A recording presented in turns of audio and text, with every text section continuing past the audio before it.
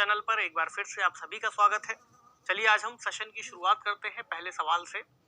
सवाल है, हाल ही में मध्य प्रदेश के किस जिले के अवनीश तिवारी ने 7 साल की उम्र में माउंट एवरेस्ट पर चढ़ाई कर ली है? तो अवनीश तिवारी जो कि केवल 7 वर्ष की उम्र के हैं, उन्होंने माउंट एवरेस्ट चढ़ा है।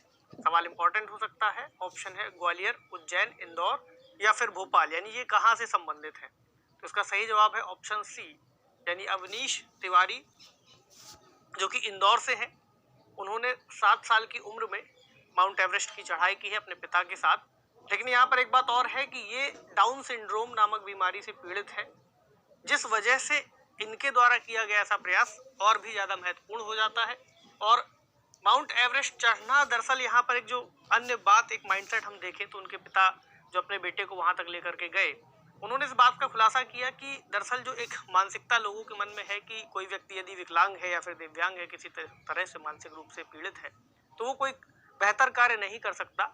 इसी मानसिकता को तोड़ने के लिए उन्होंने एक बड़ा प्रयास किया और काफी ज्यादा ट्रेनिंग के बाद इनको यहाँ तक पहुंचाया। तो इस सवाल के हिसाब से सही जवाब ऑप्शन सी, यानी इंदौर।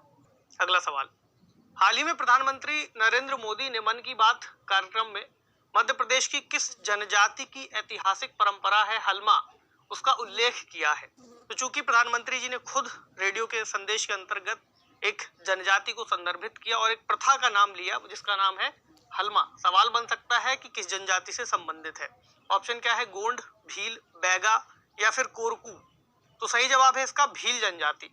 तो जो हलमा परंपरा है ये भील जनजाति से संबंधित है और प्रमुख रूप से अगर हम इसे जोड़ करके देखें तो जल संरक्षण की दिशा में किया जाने वाला जो प्रयास है ये हलमा परंपरा उससे जुड़ती है। तो इसके अंतर्गत क्या करते हैं कि सभी लोग आपस में एक जगह पर एकत्रित होकर के आपस में सलाह मशविरा करते हैं कि जल संरक्षण के लिए किस तरह से और अधिक प्रयास किए जा सकते हैं, क्या योजनाएं बनाई जा सकती हैं, जिसकी वजह से जो जल का स्तर है उसमें भी सुधार हुआ है और भूमिगत जल स्तर भी बढ़ा है, इससे जल संकट में भी कमी आई है। तो इस वजह से प्रधानमंत्री जी ने इसको उल्लेखित किया था अपने भाषण के दौरान या फिर रेडियो संदेश में। ऑप्शन बी इसका सही जवाब है। अगला सवाल, हाल ही में वनमाली राष्ट्रीय कथा सम्मान से किसे सम्मानित किया गया? कौन सा सम्मान? वनमाली राष्ट्रीय कथा सम्मान। ऑप्शन धनंजय वर्मा, गीतांजलि श्री, हरि भटनागर या फिर चंदन पांडे। तो जो वनमाली राष्ट्रीय कथा सम्मान है ये दिया गया है गीतांजलि श्री जी को। कुछ भारतीय वन सर्वेक्षण संस्थान की वर्ष 2021 की रिपोर्ट के अनुसार मध्य प्रदेश में अति सघन वन क्षेत्रफल में, किसमें? अति सघन वन क्षेत्रफल में कितने फीसदी की बढ़ोतरी हुई है? ऑप्शन है 60%, 63%, 65% या फिर 69%। तो इस बार जो अति सघन वन, हाईली डेंस जो फॉरेस्ट है वो बढ़ा है 63%।